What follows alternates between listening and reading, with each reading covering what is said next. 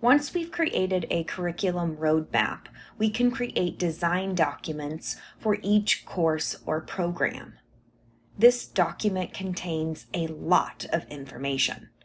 It describes the scope of training, what trainees are expected to achieve, who they are, how long it will take to develop the course, and how long the course will last.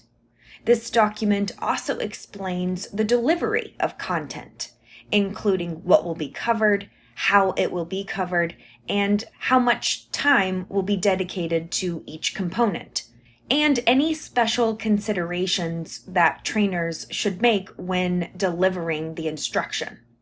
In addition to the training objectives and learning outcomes, it also describes the resources that need to be developed or purchased, and the stakeholders who will be involved in the development process.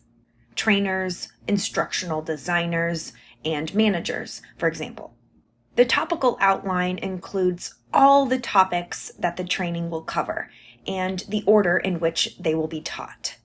The design document also describes the administration and evaluation plan and explains how the program is related to, yet different from, other courses in the curriculum. Once again, we rely on the data from the needs assessment process to inform the design process.